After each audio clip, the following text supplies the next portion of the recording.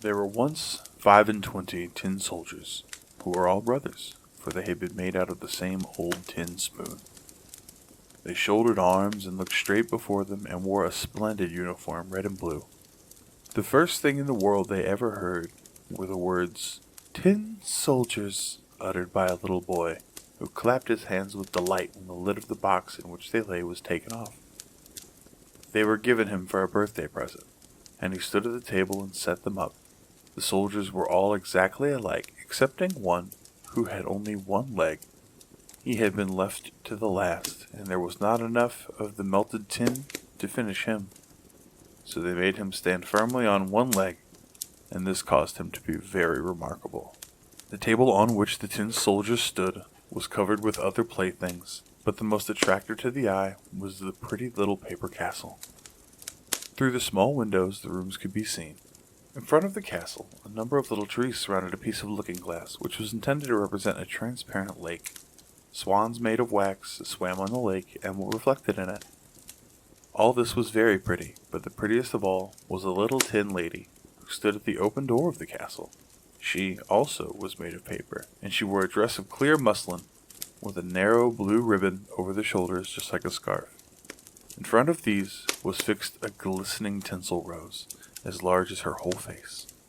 The little lady was a dancer, and she stretched out both her arms and raised one of her legs so high that the tin soldier could not see it at all, and thought that she, like himself, only had one leg. "That is the wife for me," he thought, "but she is too grand and lives in a castle, while I only have a box to live in. 25 of us all together. There is no place for her. Still, I must try and make her acquaintance." He then laid himself at full length on the table behind a snuff-box that stood upon it, so that he could peep at the little delicate lady, who continued to stand on one leg without losing her balance. When evening came, the other tin soldiers were all placed in the box, and the people of the house went to bed. Then the little playthings began to have their own games together, to pay visits, to have sham fights, and to give balls. The little tin soldiers rattled in their box. They wanted to get out and join the amusements, but they could not open the lid. The nutcrackers played at leapfrog, and the pencil jumped about the table. There was such a noise that the canary woke up and began to talk, and in poetry too. Only the tin soldier and the dancer remained in their places. She stood on tiptoe with her legs stretched out, as firmly as he did on his one leg. He never took his eyes from her for even a moment. The clock struck 12, and, with a bounce, up sprang the lid of the snuff-box. But, instead of snuff, there jumped up a little black goblin, for the snuff-box was a toy puzzle. "Tin soldier," said the goblin, "don't wish for what does not belong to you." But the tin soldier pretended not to hear. "Very well, wait till tomorrow, then," said the goblin. When the children came the next morning, they placed the tin soldier in the window. Now whether it was the goblin who did it or the drought, it is not known, but the window flew open, and out fell the tin soldier, heels over head, from the 3rd story, into the street beneath. It was a terrible fall, for he came head downwards, his helmet and bayonet stuck in between the flagstones, and his one leg up in the air. The servant maid and the little boy went downstairs directly to look for him, but he was nowhere to be seen, although once they nearly trod upon him. If he had called out, "Here I am," it would have been all right, but he was too proud to cry out for help while he wore a uniform. Presently it began to rain, and the drops fell faster and faster till there was a heavy shower. When it was over, 2 boys happened to pass by, and one of them said, "Look, there is a tin soldier. He ought to have a boat to sail in." So they made a boat out of a newspaper and placed the tin soldier in it and set him sailing down the gutter, while the 2 boys ran by the side of it and clapped their hands.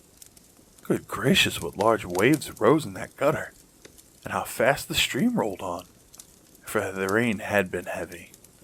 The paper boat rocked up and down and turned itself round sometimes so quickly that the tin soldier trembled.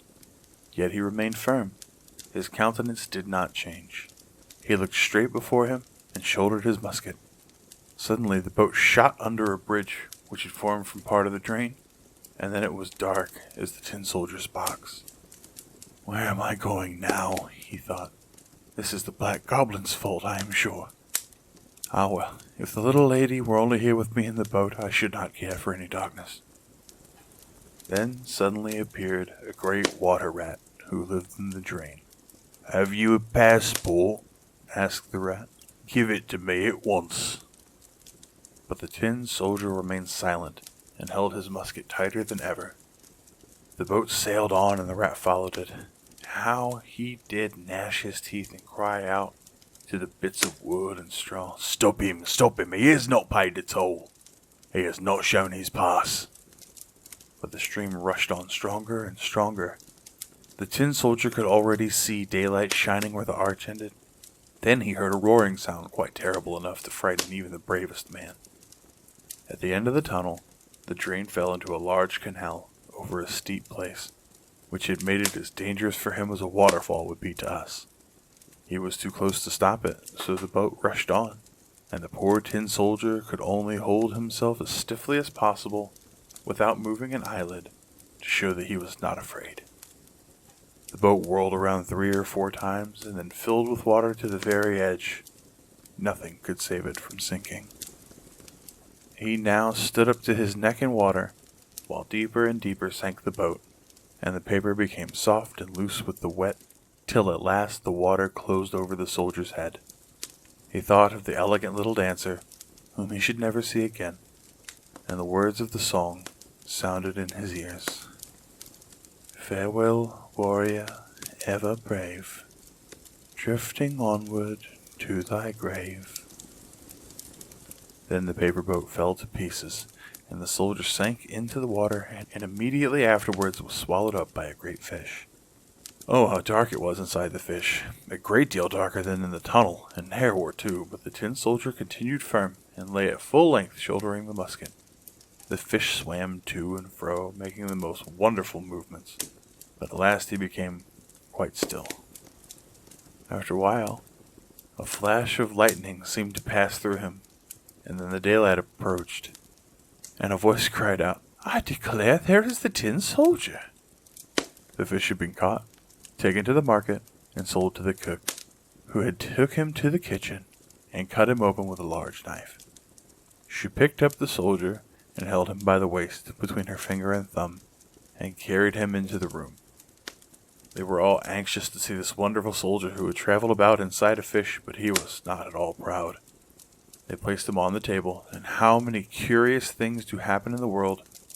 There he was in the very same room from the window of which he had fallen, there with the same children, the same playthings, standing on the table, and the pretty castle with the elegant little dancer at the door. She still balanced herself on one leg and held up the other, so she was as firm as himself. It touched the tin soldier so much to see her that he almost wept tin tears, but he kept them back. He only looked at her, and they both remained silent. Presently, one of the little boys took up the tin soldier and threw him into the stove. He had no reason for doing so, therefore it must have been the fault of the black goblin who lived in the snuff box. The flames lighted up the tin soldier as he stood. The heat was very terrible, but whether it proceeded from the real fire or from the fire of love he could not tell. Then he could see that the bright colors were faded from his uniform, but whether they had been washed out during his journey or from the effects of his sorrow, no one could say. He looked at the little lady, and she looked at him. He felt himself melting away, but he still remained firm with his gun on his shoulder. Suddenly the door of the room flew open, and the draught of air caught up the little dancer. She fluttered like a sylph right into the stove, right by the side of the tin soldier, who was instantly in flames and was gone. The tin soldier melted down into a lump, and the next morning, when the maidservant took the ashes out of the stove, she found him in the shape of a little tin heart. But of the little dancer, nothing remained but the tinsel rose, which was burned black as cinder.